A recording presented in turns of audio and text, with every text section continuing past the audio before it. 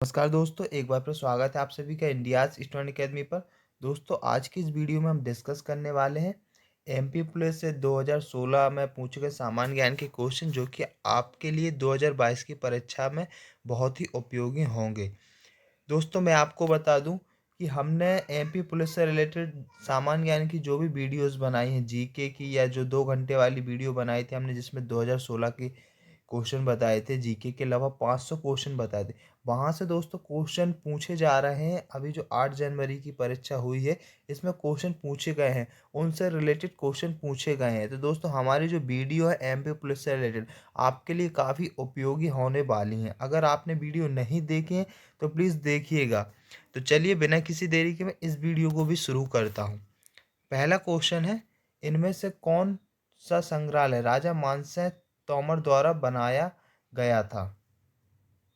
Which of these museum was built by Raja Mansingh Tomar? चार option है, रानी दुर्गावती संग्रहालय, तुलसी संग्रहालय, गुजरी महल, जहांगीर महल। इस प्रश्न का सही आंसर होगा गुजरी महल। तीसरा ऑप्शन सही आंसर होगा। जो गुजरी महल है, यह ग्वालियर में स्थित है और इसको राजा मानसिंह तोमर ने बनवाया था। राजा मानसिंह तोमर ने ग्वालियर में 15वीं शताब्दी में गुजरी महल बनवाया था। यहाँ पर मैं इम्पोर्टेंट पॉइंट्स भी बताते जाता हूँ। दोस्तों, जो हमारी 20 क्वेश्चन वाली सीरीज रहती है उसमें मैं इम्पोर्टेंट पॉइंट्स भी बताता हूँ, और जो 500 1000 क्वेश्चन वाली जो सीरीज है उसमें समय को देखते हुए हम काम करते हैं। नेक्स्ट आईएमपी पॉइंट है, रानी रूपमती का महल मांडू में स्थित है। रानी रूपमती का महल कहाँ पर है? मांडू में स्थित है। हिंडोला महल, जहाज महल, यह भी मांडू में स्थित हैं। ठीक है, मैंने मांडू से रिलेटेड जो भी महल है मैं बता चुका हूँ। ठीक है, ग्वालियर का जय विलास पैलेस जीवाजी राव सिंधिया का निवास स्थान था। बहुत ही आईएमपी है। ठीक है, बल्कि एक क्वेश्चन पूछा भी गया है दोस्तों, 8 जनवरी की जो परीक्षा हुई है उसमें आई थिंक एक क्वेश्चन पूछा गया है कि जय विलास पैलेस कहाँ पर है। तो ग्वालियर का जय विलास पैलेस जीवाजी राव सिंधिया का निवास स्थान था। रानी दुर्गावती संग्रहालय जबलपुर में स्थित है। नेक्स्ट प्रश्न हम देखेंगे, श्री ओंकार मंदाता मंदिर अपने खालिस्तान के लिए जाना जाता है। चार ऑप्शन है, मैं सही आंसर बताऊंगा आपको। इस प्रश्न का सही आंसर है ज्योतिर्लिंग। यहाँ पर कुछ आईएमपी पॉइंट हम देख लेंगे मंदिरों से रिलेटेड। शारदा देवी का जो मंदिर है दोस्तों, मध्य प्रदेश में है, मैहर में है, मैहर सतना में है। ठीक है, 64 योगिनी मंदिर खजुराहो में स्थित है। 64 योगिनी मंदिर जनरली जो एग्जाम में पूछा जाता है दोस्तों, भाई खजुराहो में स्थित है। ठीक है, और जबलपुर में भेड़ाघाट में भी एक 64 योगिनी मंदिर है, बट एग्जाम में जनरली खजुराहो वाला ज़्यादा पूछा जाता है। महाकाल का मंदिर कहाँ पर है? उज्जैन में स्थित है, शिप्रा नदी के तट पर उज्जैन में दोस्तों कुंभ भी लगता है, सिंहस्थ कुंभ, आपको मालूम होना चाहिए। सांची में क्या है? बौद्ध स्तूप है। भीमबेटका की गुफाएं रायसेन में स्थित हैं। मोस्ट आईएमपी है। ठीक है, वर्ल्ड हेरिटेज प्लेस में इसका नाम है। और नेक्स्ट है, महादेव का भोजपुर मंदिर रायसेन में स्थित है। अगर आपको रायसेन ऑप्शन नहीं रहता है, जो चार ऑप्शन रहते हैं उसमें रायसेन ऑप्शन नहीं रहता, पूछा जाता है कि भोजपुर मंदिर कहाँ है और रायसेन ऑप्शन नहीं है और भोपाल है, तो आप भोपाल भी टिक कर सकते हैं। ठीक है, नेक्स्ट है, ब्रह्मपुत्र नदी लगभग 1200 किलोमीटर अपने राजमार्ग में ऊपरी पर्वत श्रृंखला में नमचा पर्वत तक है, उससे कहते हैं। चार ऑप्शन है, सही आंसर होगा संगपो। ब्रह्मपुत्र नदी हमारे भारत देश की सबसे चौड़ी नदी है, इसकी जो विड्थ है सबसे चौड़ी है। ठीक है, और सुंदरबन डेल्टा कौन बनाती है? ब्रह्मपुत्र और गंगा नदी बनाती है। कहाँ पर? पश्चिम बंगाल में। वेरी आईएमपी क्वेश्चन है। कुछ आईएमपी पॉइंट हम यहाँ डिस्कस कर लेते हैं, नदियों से रिलेटेड टॉपिक भी पूछे जा रहे हैं। नर्मदा नदी की कुल लंबाई है 1312 किलोमीटर, 1312 किलोमीटर, और मध्य प्रदेश में इसकी लंबाई है 1077 किलोमीटर। आपको मालूम होगा कि नर्मदा नदी एमपी और गुजरात इन दो स्टेटों में बहती है। ठीक है, और इन दोनों स्टेटों के बाद अरब सागर में खंबात की खाड़ी में जाके गिर जाती है। ठीक है, तो नर्मदा नदी का उद्गम स्थल है अमरकंटक। ठीक है, नेक्स्ट है, चंबल नदी का उद्गम स्थल इंदौर की जाना पावा पहाड़ी है। यह इटावा उत्तर प्रदेश में यमुना नदी में मिल जाती है। सोन नदी का उद्गम स्थल अनूपपुर अमरकंटक है। नेक्स्ट आईएमपी पॉइंट है, ताप्ती नदी का उद्गम स्थल मुल्ताई बैतूल है। ठीक है, ताप्ती नदी नर्मदा नदी के समांतर में बहती है और नर्मदा नदी और ताप्ती नदी दोनों एस्चुरी का निर्माण करती हैं। वेरी वेरी आईएमपी क्वेश्चन है। बेतवा नदी मध्य प्रदेश के रायसेन जिले के कुमरा गांव से निकलती है। नेक्स्ट क्वेश्चन देखेंगे, प्रबुद्ध भारत किसके द्वारा लिखित है?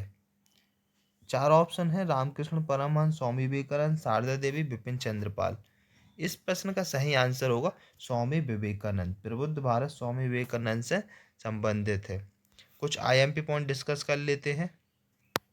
स्वामी विवेकानंद जी का जन्म 12 जनवरी 1863 में कोलकाता में हुआ था। अभी इनका जन्म दिवस आने वाला है, तो हो सकता है कि इनसे रिलेटेड क्वेश्चन कांस्टेबल की परीक्षा में दे दें, तो आपको यह मालूम होना चाहिए। ठीक है, कोलकाता में हुआ था। इनके बचपन का नाम क्या था? नरेंद्र नाथ था। रामकृष्ण मिशन की शुरुआत भी इन्हीं के द्वारा की गई थी।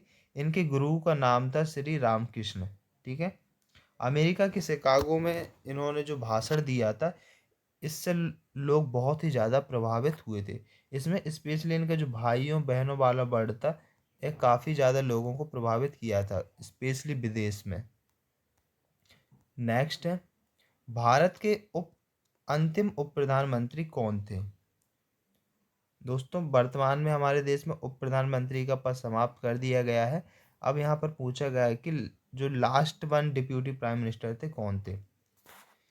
तो यहाँ पर चार ऑप्शन है, आंसर मैं बता दूं, LK आडवाणी, लाल कृष्ण आडवाणी। कुछ आईएमपी पॉइंट डिस्कस कर लेते हैं। भारत के पहले उप प्रधानमंत्री सरदार वल्लभ भाई पटेल थे। ठीक है, पहले उप प्रधानमंत्री, गृह मंत्री भी पहले थे। 2004 से उप प्रधानमंत्री कोई नहीं है। 2004 में लास्ट टाइम लाल कृष्ण आडवाणी थे। ठीक है, उस टाइम जो प्राइम मिनिस्टर थे 1999 से 2004 तक, वो अटल बिहारी वाजपेयी थे। भारत के पहले उपराष्ट्रपति कौन थे? S राधा कृष्णन। और राष्ट्रपति कौन थे? राजेंद्र प्रसाद।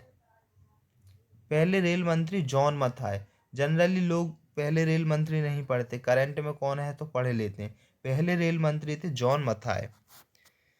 लोकसभा के पहले अध्यक्ष थे जीबी मावलंकर। पहले गृह मंत्री सरदार वल्लभ भाई पटेल। यहाँ पर मैं सारे आईएमपी पॉइंट ही डिस्कस कर रहा हूँ दोस्तों, जो परीक्षा में पूछे जाते हैं और पूछे जा सकते हैं। वीडियो अच्छा लग रहा हो तो लाइक करें, अपने दोस्तों में शेयर करें, और चैनल पर पहली बार विजिट किए हैं तो ऐसे और भी वीडियोस के लिए पुराने क्वेश्चन पेपर से रिलेटेड चैनल को सब्सक्राइब जरूर कर लीजिएगा। नेक्स्ट है, R.K. नारायण को भारत के सर्वोच्च साहित्यिक पुरस्कार से सम्मानित किया गया था, किस नोबल के लिए? तो R.K. नारायण की जो फेमस सीरीज है दोस्तों, द गाइड। इस प्रश्न का सही आंसर है दोस्तों, जो R.K. नारायण है, जो मालगुडी डेज है वह भी इनसे रिलेटेड है, और द गाइड भी। तो यहाँ पर आंसर द गाइड होगा। ठीक है, यहाँ पर कुछ आईएमपी पॉइंट हम डिस्कस कर लेते हैं। ज्ञानपीठ पुरस्कार भारत का सर्वोच्च साहित्यिक पुरस्कार है। बात साहित्यिक पुरस्कार की हो रही है, तो मैं आपको बता दूं, ज्ञानपीठ पुरस्कार भारत का सर्वोच्च साहित्यिक पुरस्कार है। और दामोदर मावजे को 2021 का ज्ञानपीठ पुरस्कार कोंकणी भाषा के लिए दिया गया है। यह क्वेश्चन पूछा जा सकता है करंट अफेयर्स में। दामोदर मावजे को 2021 का ज्ञानपीठ पुरस्कार कोंकणी भाषा के लिए दिया गया। पहला ज्ञानपीठ पुरस्कार किसे दिया गया था? 1965 में GS कुरूप को दिया गया था। हिंदी भाषा के लिए अगर आपसे पूछा जाता है तो पहला ज्ञानपीठ पुरस्कार 1968 में सुमित्रा नंदन पंत को दिया गया था। जो ज्ञानपीठ पुरस्कार है, जो हमारी 8वीं अनुसूची है संविधान की, इसमें जो 22 भाषाएं हैं, इनमें लेखन कार्य के लिए दिया जाता है। नेक्स्ट क्वेश्चन है, पल्लव साम्राज्य को खालिस्तान भी कहा जाता है। थोंडाई मंडलम नाडु, पहला ऑप्शन सही आंसर होगा। कुछ आईएमपी पॉइंट डिस्कस कर लेते हैं दोस्तों। यहाँ पर साम्राज्यों की बात हुई है तो पल्लव साम्राज्य की स्थापना सह ने की थी। अपराजित बर्मन पल्लव वंश का अंतिम शासक था। हर्यक वंश की स्थापना बिंबिसार ने की थी। गुप्त वंश की स्थापना श्रीगुप्त ने की थी। मौर्य वंश की स्थापना चंद्रगुप्त मौर्य ने की थी। जो सम्राट अशोक है वह भी मौर्य वंश से संबंधित है। ठीक है, जो कलिंग का युद्ध हुआ था वह सम्राट अशोक के द्वारा ही हुआ था। ठीक है, गुलाम वंश की स्थापना कुतुबउद्दीन ऐबक ने की है। कुतुबउद्दीन ऐबक। तुगलक वंश की स्थापना ग्यासुद्दीन तुगलक ने की है। विजयनगर की स्थापना हरिहर व बुक्का ने की है। यहाँ पर सारे आईएमपी क्वेश्चन मैं आपको बता रहा हूँ। मुगल वंश की स्थापना बाबर ने की है। खासकर कांस्टेबल की परीक्षा में बाबर से रिलेटेड क्वेश्चन पूछे गए हैं कि मुगल वंश की स्थापना किसने की, बाबर ने की। नेक्स्ट क्वेश्चन देखेंगे,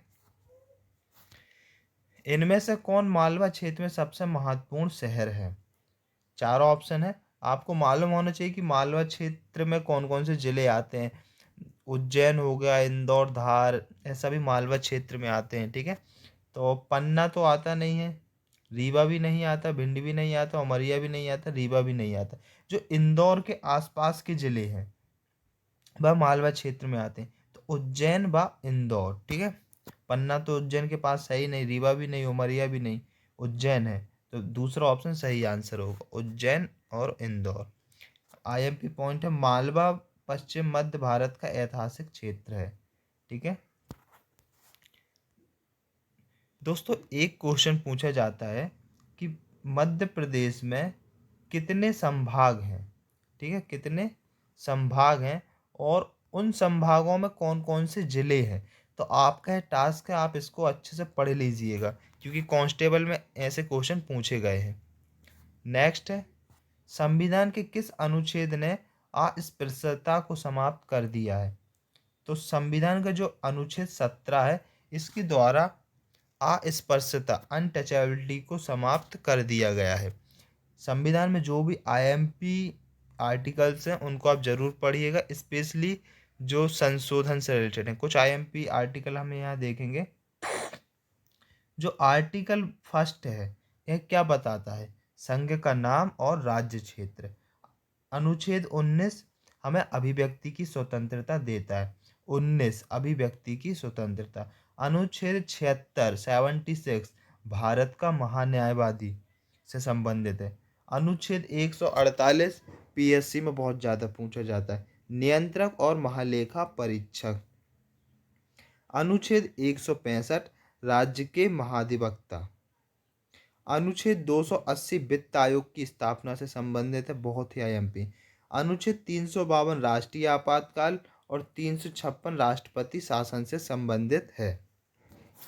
और जो अनुच्छेद 17 है वो अनटचेबिलिटी को इंगित करता है। ठीक है, इसको समाप्त करता है।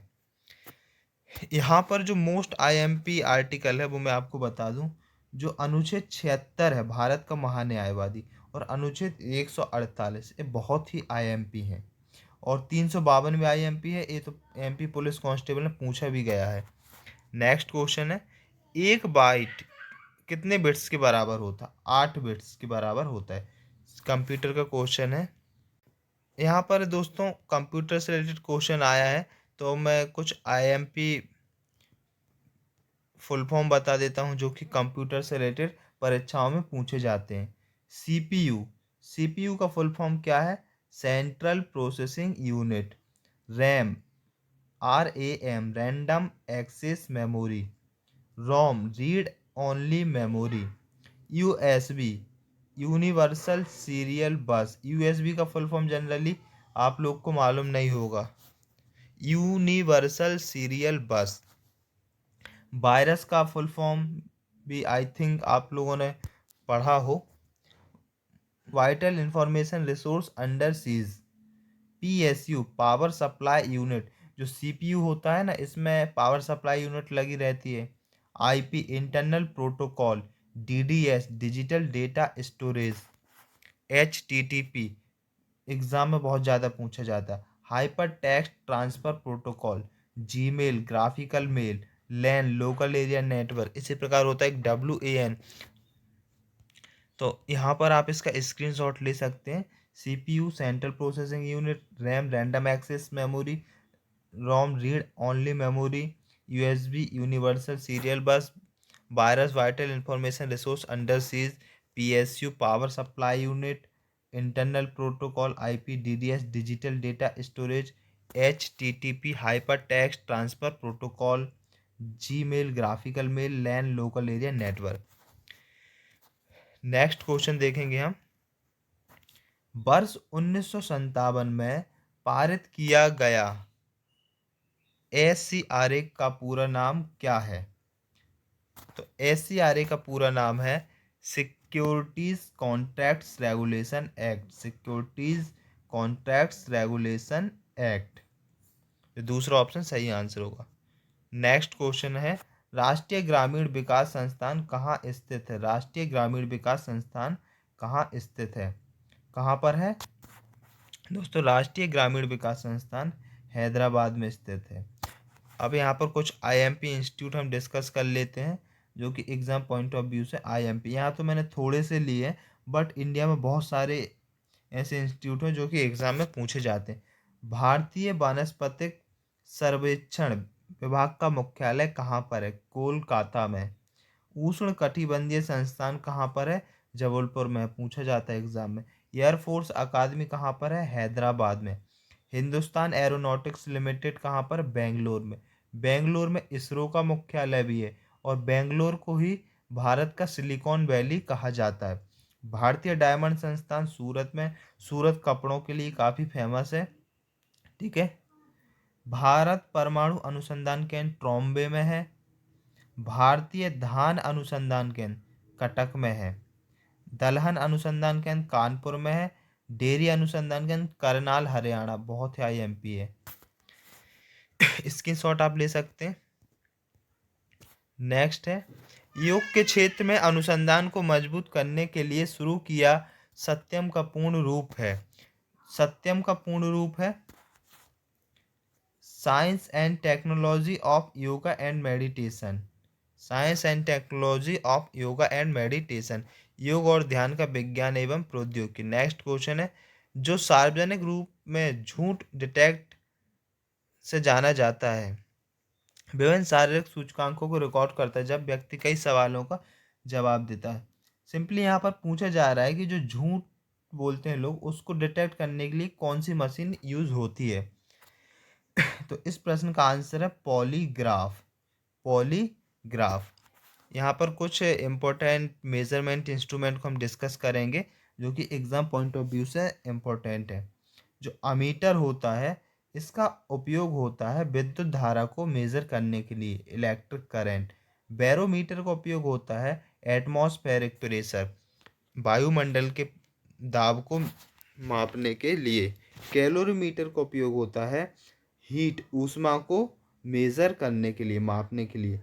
जो डायनेमो होता है, यह क्या करता है? जो मैकेनिकल एनर्जी है, इसको इलेक्ट्रिकल एनर्जी में कन्वर्ट करता है। यह IMP है, इसलिए इसको मैंने यहाँ पर शामिल कर लिया है।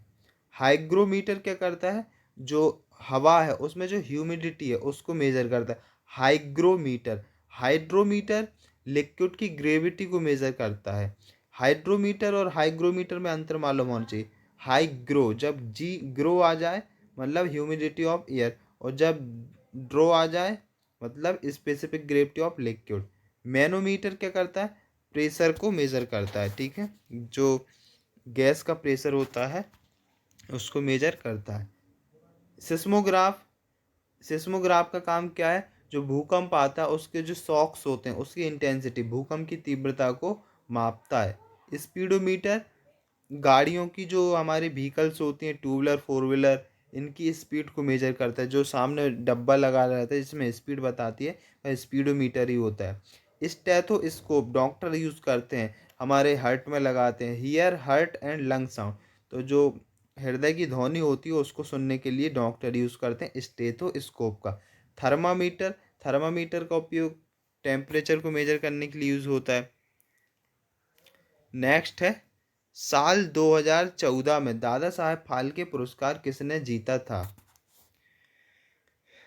तो यहाँ पर चार ऑप्शन है, मनोज कुमार, केवाला चंदर, शशि कपूर, सौमित्र चटर्जी। 2014 में जो दादा साहेब फाल्के पुरस्कार है वह शशि कपूर ने जीता था। अब दादा साहेब फाल्के पुरस्कार की बात हुई है तो यहाँ पर हम कुछ आईएमपी पॉइंट देख लेते हैं इससे रिलेटेड। दादा साहेब फाल्के पुरस्कार की शुरुआत 1969 में हुई थी। एक क्वेश्चन पूछा जाता है कि भारतीय सिनेमा के जनक किसे कहा जाता है, तो दादा साहेब फाल्के को ही भारतीय सिनेमा का जनक कहा जाता है। इस इनका जो पुरस्कार दिया जाता है दादा साहेब फाल्के पुरस्कार, इसमें इनाम के रूप में क्या दिया जाता है, स्वर्ण कमल, एक शॉल और 10 लाख रुपए। ठीक है। पहला दादा साहेब फाल्के पुरस्कार देविका रानी को दिया गया था और 1989 में लता मंगेशकर जी को दादा साहेब फाल्के पुरस्कार दिया गया था। कुछ जो फेमस एक्टर्स एक्ट्रेस वगैरह उनको मैंने यहाँ पर शामिल कर लिया है। 2002 में देवानंद को दिया गया था, 2007 में मन्ना डे को, 2013 में गुलजार साहब को, 2017 में विनोद खन्ना को, 2018 और 19 का तो आपको मालूम होना चाहिए। 18 में अमिताभ बच्चन और 19 में रजनीकांत। तो दोस्तों इस प्रकार से मैं हर क्वेश्चन से संबंधित जो भी क्वेश्चन आईएमपी पॉइंट है वह आपको बताते जा रहा हूँ, तो आपकी बहुत ही अच्छी यहाँ पर प्रिपरेशन हो जाएगी। तो दोस्तों में वीडियो शेयर करना मत भूलिएगा and please like and subscribe channel. Kamlapati palace कहाँ पर स्थित है, कमलापति पैलेस भोपाल में स्थित है। नेक्स्ट क्वेश्चन है, कितनी बार एशियाई खेलों को भारत में आयोजित किया गया है, कितनी बार एशियाई खेलों को भारत में आयोजित किया गया है, 2 बार। नेक्स्ट है, प्लासी का युद्ध और खालिस्तान के बीच लड़ा गया था। प्लासी का युद्ध अंग्रेज और सिराज उद्दौला, प्लासी का जो युद्ध हुआ था यह अंग्रेज और सिराज उद्दौला के बीच लड़ा गया था। इस प्रश्न का सही आंसर होगा सिराज उद्दौला। यहाँ पर कुछ महत्वपूर्ण जो युद्ध हुए हैं हमारे देश में इतिहासकालीन उसको मैं बता दूं। तराइन के युद्ध बहुत ही इम्पोर्टेंट है। तराइन का पहला युद्ध हुआ था मोहम्मद गौरी व पृथ्वीराज चौहान के बीच। कब हुआ था, 1191 ईस्वी में, और पृथ्वीराज चौहान इसमें विजय हुए थे। ठीक है। दूसरा जो युद्ध हुआ था तराइन का, मोहम्मद गौरी व पृथ्वीराज चौहान के बीच ही हुआ था और 1 साल बाद हुआ था 1192 ईस्वी में। इसमें मोहम्मद गौरी जीत गया था। इसके बाद दोस्तों पानीपत का जो युद्ध है, पहला युद्ध, यह बहुत ही आईएमपी है। ये इब्राहिम लोदी डायनेस्टी व बाबर के बीच हुआ था, जिसमें 1526 ईस्वी में बाबर जीत गया था। 1526 ईस्वी में हुआ था और यह बाबर का पहला युद्ध था। इसके बाद बाबर के और युद्ध हुए थे, 3-4 युद्ध, और एक खांडवा का युद्ध हुआ था, एक चंदेरी का युद्ध हुआ था। ठीक है। हल्दी घाटी का युद्ध, हल्दी घाटी का युद्ध बहुत ही आईएमपी है। यह अकबर व महाराणा प्रताप के बीच हुआ था 1576 ईस्वी में। इसमें अकबर जीत गया था। ठीक है। प्लासी का युद्ध, प्लासी का युद्ध सिराजुद्दौला व अंग्रेजों के बीच हुआ था। इसकी डेट पूछी जाती कब हुआ था, 1757 ईस्वी में। इसमें अंग्रेज जीते थे। ठीक है। बक्सर का युद्ध, अंग्रेज व मीर कासिम हुए थे। ठीक है। लेकिन इसमें मुख्य कौन था, मीर कासिम, जो पूछा जाता है। बक्सर का युद्ध अंग्रेज व मीर कासिम के बीच हुआ था 1764 ईस्वी में। इसमें अंग्रेज जीते थे। जो बहादुर शाह जाफर द्वितीय था, यह क्या था, मुगल, अंतिम मुगल सम्राट था। ठीक है। तो इसको आप अलग से नोट करके रखेंगे। निम्न में से किसको नोबेल पुरस्कार से सम्मानित नहीं किया गया है। अमर्त्य सेन को नोबेल पुरस्कार मिल चुका है, रविन्द्रनाथ टैगोर को मिल चुका है, मदर टेरेसा को मिल चुका, महात्मा गांधी जी को नहीं मिला। यहाँ पर कुछ आईएमपी पॉइंट में बता दूं। रविन्द्रनाथ टैगोर को 1913 में साहित्य के लिए नोबेल पुरस्कार मिला था। ठीक है। हमारे देश का पहला नोबेल पुरस्कार इन्हीं को मिला था।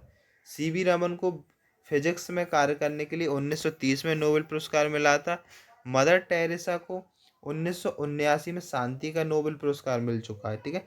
अमर्त्य सेन को 1998 में अर्थशास्त्र का नोबेल पुरस्कार मिला था और कैलाश सत्यार्थी को 2014 में शांति के लिए नोबेल पुरस्कार मिला था। नेक्स्ट क्वेश्चन है, निम्न में से किसका मध्य प्रदेश के राज्यपाल के रूप में 3 कार्यकाल हो चुके हैं। तो इस प्रश्न का आंसर है बी डी शर्मा। इनका जो पूरा नाम है वह है भगवत दयाल शर्मा। 26 जनवरी 1918 को इनका जन्म हुआ है। वर्तमान में मध्य प्रदेश के राज्यपाल कौन है? मंगू भाई छगन भाई पटेल।